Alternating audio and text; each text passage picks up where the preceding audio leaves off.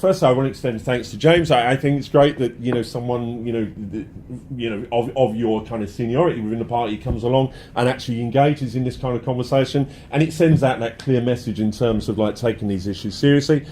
And I want to extend a massive thanks to Tell Mama. I mean, it was around about 2008, and I used to write about how the CST, the Community Security Trust, did a great service in kind of highlighting the issues around anti-Semitism, the kind of service it gave to Jewish communities in Britain, and called on something for this within Muslim communities here. And, really, I think we started working together around about 2010, 2011.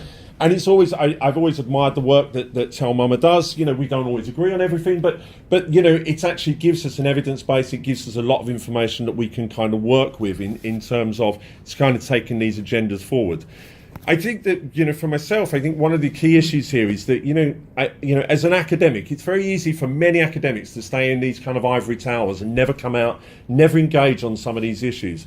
On something like this, you have to speak up. We have a responsibility. We have data, we have knowledge, we have information, we have evidence that we can use in a kind of hopefully productive way to challenge some of these narratives, to kind of challenge and push back on some of the things that we see in society. So I think it's absolutely important that people like myself and my colleagues take this time to come out and engage with on these issues.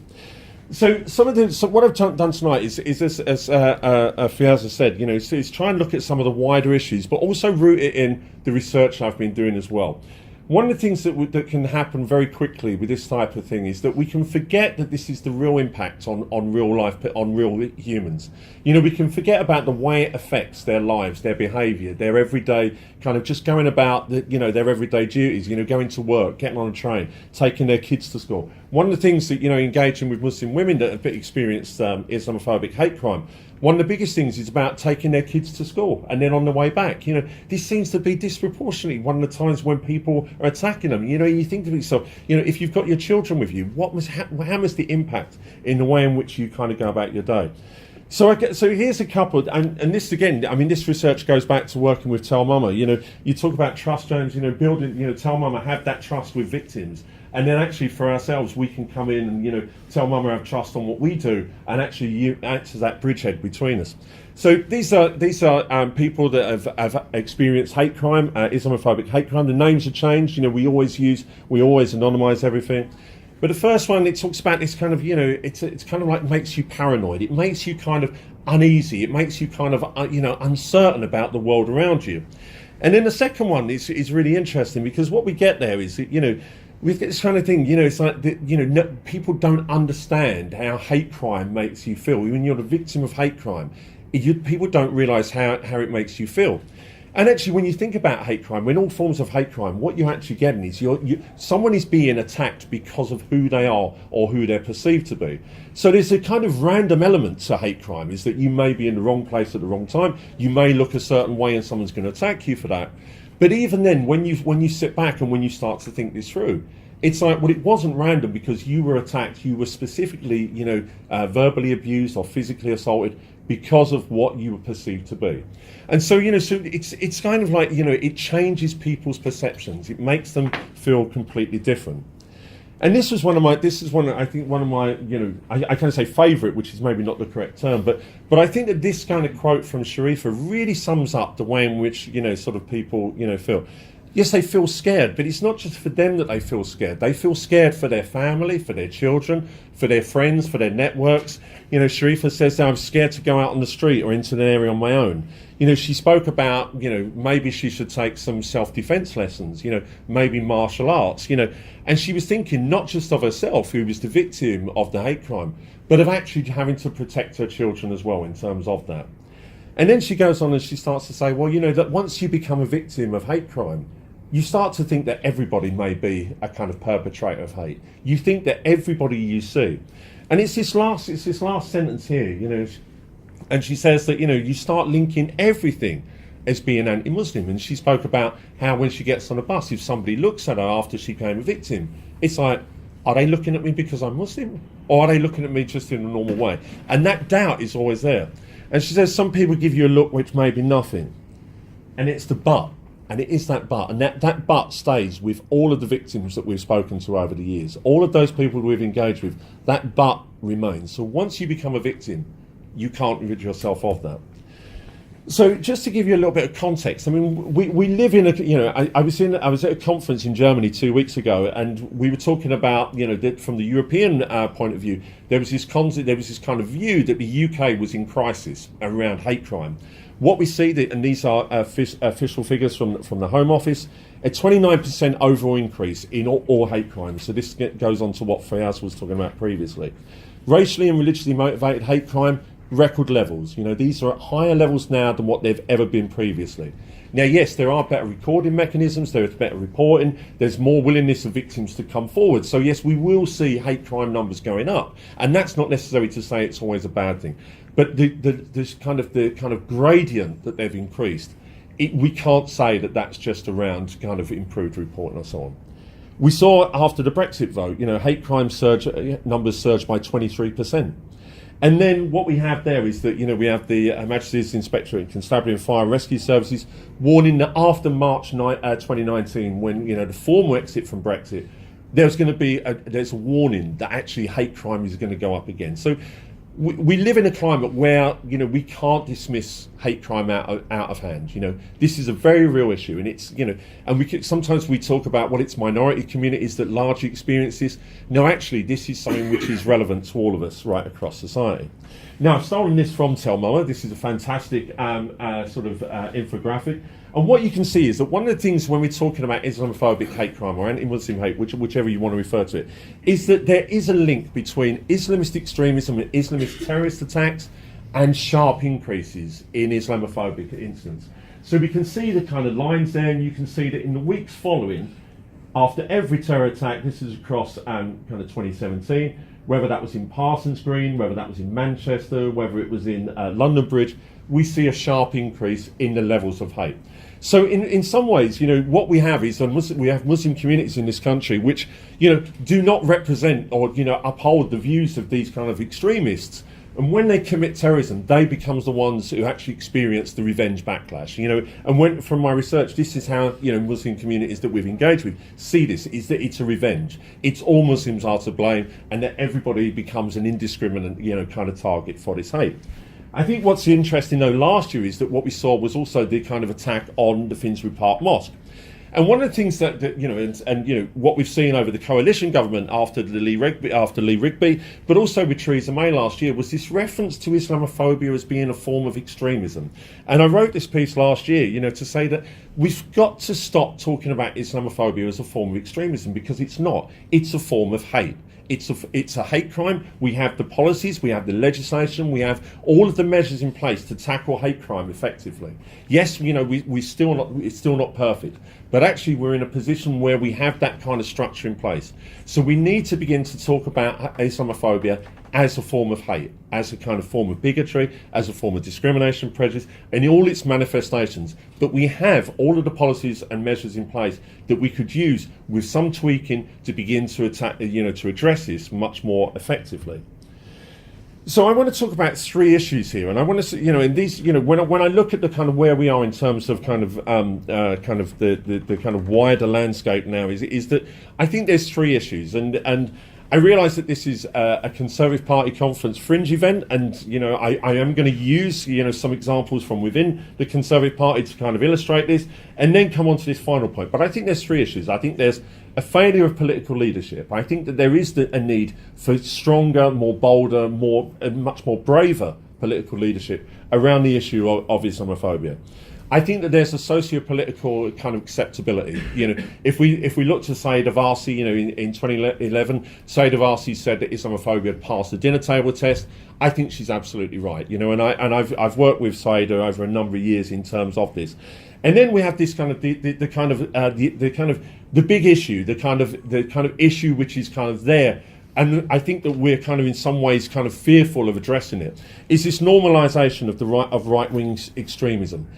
The far right, the extreme right wing, are very, very dangerous. If we look at the kind of referrals to prevent, if we look at the kind of arrests, if we look at the kind of levels of convictions, we see that actually this is, we don't just have a problem from kind of Islamist-inspired terrorism and extremism now. We also have a very real issue around the far right and extreme right wing as well. And I think that this is something that we need to address and something that we need to talk about more openly. Because I think that, it's very easy for us to again go down this route, well, all Muslims are to blame for Islamists, and I think it's very easy to go, all white working class Britons are to blame for the extreme right wing. And I think that we need to have that kind of a little bit more nuance in terms of that. So in terms of failure of political leadership, so I go back to 1997 with a publication of the Runnymede Trust Report, Islamophobia Challenges for Us All.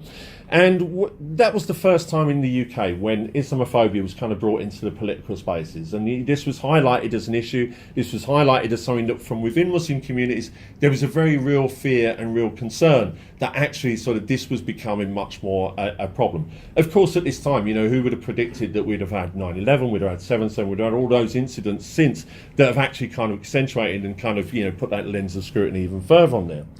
What was really interesting and really disappointing for me was that, is that up until the 2010 general election, the Labour government that we had, rarely spoke about Islamophobia specifically. The only time they would talk about it was in the same context of talking about counter-terrorism.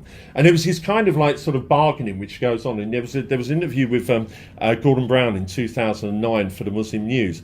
And he said that, well, if Labour get in at the next election, we promised the Muslim communities in Britain that we will address Islamophobia. But then that sentence carried on and said, while Muslim communities will also need to recognise that we will need to strengthen counter-terrorism and counter-extremism legislation as well. So it was always like a kind of bargaining tool. It was never that actually Islamophobia is a problem and that we need to deal with that, and that actually extremism is a problem and we need to deal with that as well. It was always the two become conflated, and actually that did a disservice because it did kind of convey that message that, to put it crassly, once Muslims stop blowing themselves up, Islamophobia will stop. And that's never been the case. As my research has shown, prior to 9/11, Islamophobia was there. When we see the kind of figures from Tel Mama, you can see that whether there's a terrorist incident or not in a particular year, those levels of hate crime are still going to be there in some form or another. And then around about 2010, and working with Fayez and with Tel Mama, there was this kind of real kind of impetus with the coalition government. There was real change. There was the establishment of the all-party parliamentary group on Islamophobia. There was the establishment of the cross-government anti-Muslim hatred working group. And there was this real kind of like for me at least, that there was this kind of, there was going to be change. We had kind of overcome some of the barriers that we'd kind of seen, and there was a greater kind of receptivity to dealing with this. When we look back at the APPG, which has now been replaced in part by the APPG on British Muslims, we see that there was 0 outputs and 0 recommendations, from that. When we look at the anti-Muslim hatred working group, 0 outputs, 0 recommendations, 1 press release. And that's over the space of 7 years. And I just find that that's really, really disappointing in terms of where we are. So in terms of that political leadership, we really needed somebody from within the kind of government, from within the kind of political establishment to really take this issue on and begin to champion it. Now, I will just draw back to earlier this year, and one of the things which feeds into the second part is the calls for an inquiry into allegations of Islamophobia in the Conservative Party. This has been supported by the Muslim Council of Britain, Tel Mama, Saeed Avarsi, the Conservative Muslim Forum, Jewish Council for Racial Equality, Uni Jewish Students, among others. And what we see here is that, we really need to begin to address this. So this was a letter which was sent. There was a dossier of evidence that was sent to the Conservative Party, and I'm not one for kind of doing this kind of like for like or comparing, kind of different forms of hate. But over the summer, it's very difficult not to compare the kind of way in which the issues of anti-Semitism in the Labour Party has been responded to, and the kind of column inches which have been attributed to that, and the issue of the allegations of Islamophobia within the Conservative Party, and the kind of response to that in the newspapers as well, in the media. I agree completely with Fayez. There's no hierarchy in terms of hate. We can't get into a situation where we start making one form of hate more important than others. All forms of hate are equally abhorrent. This is the way it is. My research focuses on one particular form of this. But I do think that there was a missed opportunity here. There was a missed opportunity in terms of the political leadership to really begin to send a message to Muslim communities that Islamophobia is a serious issue that the government will take forward. We've had this with New Labour, we had it under coalition. Yes, there is this kind of nice kind of outward stuff. We have politicians from Tony Blair, Gordon Brown, Prime Ministers Tony Blair, Gordon Brown, David Cameron, Theresa May, after terrorist incidents, saying that that Muslims are not all Muslims are to blame, that Islamophobia is a terrible thing. But actually, this was a fantastic opportunity to really begin to address a very serious issue and send out a very clear message, particularly at a time when, we're seeing allegations of anti-Semitism in another major political party.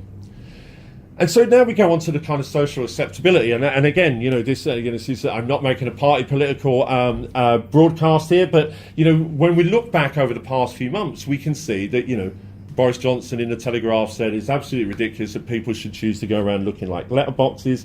If a female student turned up at school at university lecture looking like a bank robber, then ditto. Now, I've had Muslim students who have come in wearing the niqab, and it's not an issue. You can. One of the great things about it is that you can remember that student's name because they're quite distinct in the group, because they're probably only one or two that actually wears a niqab, so you can always remember that student. So in a group of 120, actually, it's a really good way. So I mean that's probably going to come across now. Chris Allen advocates more students wear niqab. That's not what I'm saying. But actually, that point that's being made there is actually kind of it's irrelevant. Now, what we have to look at in this is that this kind of the issue again around the kind of social acceptability. Now, it's very easy to kind of point the finger at Boris Johnson. This is a very, he's using his kind of privilege, his privilege as a politician, his privilege as a white male, his privilege of being able to have the mainstream media as a platform with which to put this issue out there. The less than 1% of Muslim women who do wear the niqab in this country. Now, one of the things I will just say is the mainstream media, 99% of Muslim women you see in the mainstream media will be shown wearing a niqab. Less than 1% actually do in fact wear the niqab in this country. How can Muslim women that are already the target of Islamophobia, already being the ones who are disproportionately being focused on at street level, for hate, how can they actually have any recourse here? So I think that one of the things that we see there is that there should be a responsibility. There should be a kind of, should be those of us who are in the kind of public space that have these public platforms, we should have some sense of responsibility. And one of the things that we see is that in the week after Boris Johnson makes these comments, is that we see a spike in attacks against visible Muslim women who wear the niqab, and the comment letterbox or bank robber becomes recurrent within that. So we can't say that actually these things occur in a vacuum. When somebody uses their privilege or their platform to actually make these points, then actually, we have to look at the consequences of that, and that's very real. And if you come back to the kind of quote that I used previously of Sharifa, she says it kind of makes you think people hate you because of the way you dress. And actually, when this is kind of being put out through the mainstream media, when it's being put through those political discourse of the mainstream politicians, actually that reinforces that message to those victims. That it's not only the public that hates us because of the way we dress. It's not only them, but it's also the mainstream. It's also the establishment as well in terms of that. Now, this was a piece by Rod Liddell in The Spectator, which was a week or so after Boris Johnson's comments. And if you look at this second part, my own view is that there is not nearly enough Islamophobia within the Tory party. Now, just replace Islamophobia with homophobia, racism, sexism, anti-Semitism. Would that article ever have been published? Would that article ever have got through the editorial board? Because let's be honest, these are, if anybody's published in the mainstream media, you have an editorial team, you have an editorial board, you can't just put whatever you want out there. This goes through, various levels of refinement. And this is what I'm trying to say, in terms of the social acceptability, is that this article in The Spectator did not generate a massive backlash or response. People kind of go, oh, that's fine. To the extent where Rod Liddell was actually on Question Time, BBC Question Time last week, So within a month of him writing this, 2 months of him writing this, he's actually on BBC Question Time, being able to espouse those kind of views. And it's interesting that Fayez spoke about the word Islamophobia, and you didn't know about this, but this was a piece earlier in the year from Melanie Phillips. Islamophobia is a fiction to shut down debate. Imagine if that had come over the summer from somebody within the Labour Party to say that anti-Semitism is a term that was being used to shut down debate, amongst the things there. we are in a very, very, we're in a very dangerous climate within society where, we are, kind of toying with people's lives. The hate that they experience on their day-to-day lives, we're pretty much ignoring.